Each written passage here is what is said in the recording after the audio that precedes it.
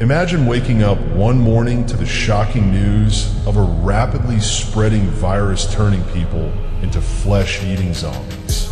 It sounds like something straight out of a sci-fi movie, but in today's what-if scenario, we're treating it as a real event, like we're scripting a blockbuster film. Welcome to the channel, everyone. If you enjoy this kind of content, smash that like button. It tells the algorithm you want more. Don't forget to subscribe so you don't miss what's coming next. Drop your wildest what-if ideas in the comments below. If you have a crazy scenario you want us to break down and turn into a video, just let me know. In today's video, we'll stay calm and explore how we might react to a global zombie outbreak. We'll jump between different possibilities. Maybe the fast, feral zombies from World War Z, or the slow, shuffling ones from The Walking Dead.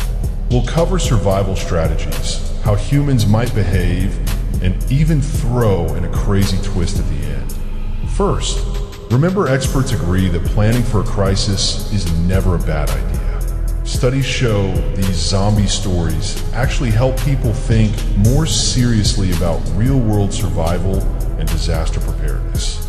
So, let's start at day one of the apocalypse. The headlines flash, Outbreak.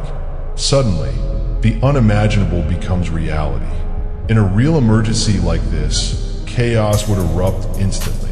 People would panic, rushing to grocery stores and gas stations, hoarding supplies and scrambling for medical necessities. Experts recommend keeping at least a 2-week supply of essentials, food, water, and medicine, ready at all times. When it comes to water, the general rule is 1 gallon per person per day. Think of it like preparing for a major hurricane or pandemic, but now it's citywide and escalating fast. In those first critical hours, governments would likely declare martial law or set up quarantine zones to try and contain the situation. Researchers warn that in a zombie outbreak, time is the most critical factor. Without a swift and aggressive response, the risk of total societal collapse becomes extremely high. One study even showed that a zombie virus could wipe us out unless containment efforts start immediately and decisively. No pressure, right? While governments scramble to react, ordinary people like us would need to quickly improvise survival kits.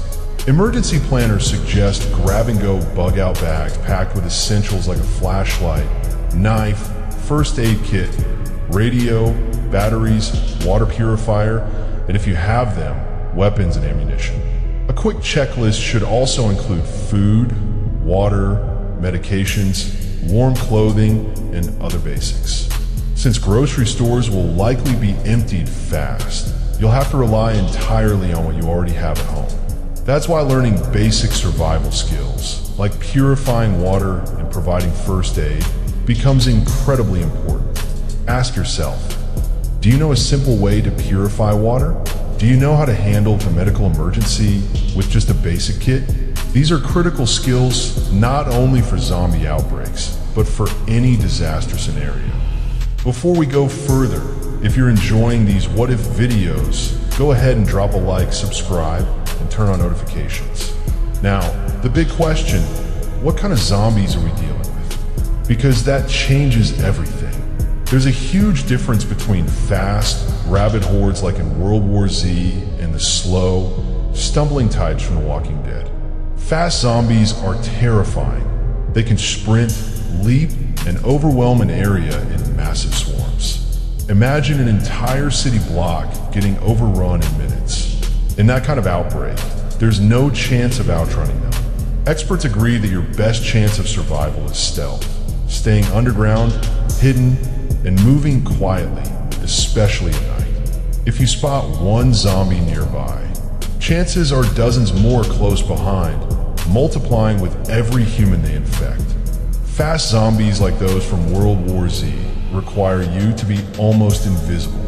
If we're dealing with slow zombies, the kind that shuffle and lumber, they're easier to avoid. You don't need to outrun them. Just keep your distance, move smartly, and outthink them. Regardless of the type, your top priority should always be to stay calm and alert.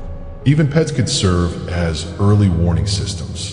Dogs, for example, can sense threats before humans do. But with fast zombies, a barking or panicked dog could attract a swarm, turning an early warning into a deadly beacon. Zombie infections usually spread through bites or contact with infected bodily fluids, much like a grotesque virus. While fictional stories mention viruses like the alpha virus, real-world comparisons include rabies or parasitic fungi that take control of their hosts. If you're bitten, it's usually game over very quickly. That's why people would rush to fortify shelters, build barricades, and seek secure locations like abandoned malls. Cities would likely fall rapidly under overwhelming undead swarms, pushing military forces to flood the streets in attempts to regain control. As mentioned earlier, the numbers are grim. A study modeling zombie outbreaks concluded that if the infection isn't crushed early, humanity could be wiped out within weeks. In response, we might see UN task forces rounding up survivors, closing borders, and bombing infected zones in desperation. It sounds insane, but this is exactly where planning matters. So what gear should you have? Start with preparing your bug-out bag. You need everything: flashlights, flares, sterile bandages. A can opener? Yes, you'll need one, and other basics. Don't overlook things like a bicycle, since pedal power could be one of the few reliable transportation forms left when fuel runs out. Fuel won't last in a zombie outbreak. It'll quickly become one of the most valuable and rare resources. Experts joke that after society collapses, finding good gasoline will be almost laughable since fuel remains usable for only a few months. That's why having a bike is smart. It doesn't need gas and still gives you mobility. Next, secure a base. Ideally, you want to be in a small town or rural area where there are fewer zombies and more natural resources like game for hunting, fresh water, and fishing spots. Going solo might seem tempting at first, but long-term survival heavily depends on community. Hollywood loves the lone wolf survivor, but in real disasters, people tend to band together in groups or neighborhoods. Experts believe having a common enemy, zombies, could help unite people instead of driving them apart. Being in a group lets you share skills. Someone might know first aid, another could be a mechanic, and pooling resources increases everyone's chances of survival. Speaking of survival, there are basic skills everyone should learn. You don't have to be a Navy SEAL, but you do need to know how to boil and purify water, start a campfire, and treat minor wounds.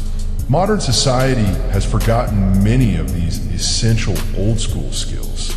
If something breaks or someone gets hurt, you won't be able to rely on the internet or smartphones. Once the power goes out and networks collapse, there'll be no ChatGPT or Google to look up how to properly clean a wound or make safe drinking water. So it's worth preparing now. Maybe take a basic first aid course while you still can. As one survival specialist said, even if Daryl from TV gets hit with an arrow, someone needs to know how to patch him up. In a world without emergency rooms, nurses, or ambulances, getting proper medical care becomes a serious challenge. You'll have to handle injuries yourself and do it right. That's why having firearms or defensive tools becomes essential. In some countries, access to guns might be easy, case closed like in The Walking Dead. But in others, people would have to improvise with whatever they could find. Baseball bats, garden tools, or even zombie-proof fences. Quiet weapons become especially valuable since gunshots attract more zombies. In this situation, silence and patience can be far more effective than bravado. Still, having a solid stockpile of guns and ammo definitely offers more comfort and security. As weeks go by, governments and militaries will be in full crisis mode. Planes grounded, cities locked down, communications failing. With widespread power outages, survivors might rely on candlelight just to get through the night. Remember, studies show the only real way to eliminate a zombie outbreak in simulations is by using every weapon and resource available consistently and without hesitation. This means strategic nukes might be used while scientists race in underground labs to develop a cure or at least a working vaccine. Even in the middle of chaos, human nature shows surprising duality. History shows people still try to help one another through their jobs or neighborhoods. In the face of fear, kindness often finds a way. One crisis specialist noted many people would rather suffer quietly than harm the innocent. That gives hope for new communities forming, groups banding together like an army of the living. Safe zones might emerge on farms, remote islands, or other places zombies can't easily reach. Trade posts could form where bartering replaces currency. Sunflower seeds for batteries, for example. But not everyone will be friendly. As always, there will be dangerous, selfish, and cruel people. So, while some try to rebuild and survive together, it won't be all unity and hope. Threats will come from both the undead and the living. Now imagine we're 5 months into the outbreak. The attacks haven't stopped, but have been contained to specific areas. Then comes the turning point. Scientists announce a possible cure. It might sound unbelievable, but maybe some survivors already have natural immunity. Or perhaps someone discovers a way to reactivate part of a zombie's brain. Think back to World War Z, where one man wasn't attacked. Maybe something like that happens here. If a vaccine were developed, it would trigger mass rallies, frantic searches, and desperate missions to secure it. Now here's a wild twist. What if the real shock isn't that a cure exists, but how it works? Imagine a tiny percentage of the population already carries the zombie virus, but never turned, making them humanity's last hope. Sure, it's a story we've seen in hundreds of movies, but you never really know. So, what if the zombies actually win? What would you do? In the beginning, fast and decisive action is crucial. Of course, your first instinct would be to protect the people you love, but you also need to think beyond that. Short to mid-term planning is key. We've talked about chaos at the start, emergency preps, and differences between fast versus slow zombies. We all agree a World War Z-style outbreak spirals out of control instantly, while the Walking Dead version is more manageable. Still, the core survival strategy doesn't change. Stockpile water, learn first aid, and find your people. In the end, even though the zombie apocalypse is fiction, the skills and mindset needed to survive are very real. Civil defense experts and studies have shown that exploring these scenarios, using zombies as stand-ins, can actually improve real-world disaster preparedness. So staying informed, staying calm, and working together becomes the ultimate survival plan. But think about it. How would you survive? Would you hold up at a shopping mall, barricade the entrances, and take to the roof with a sniper rifle? Let me know your plan in the comments.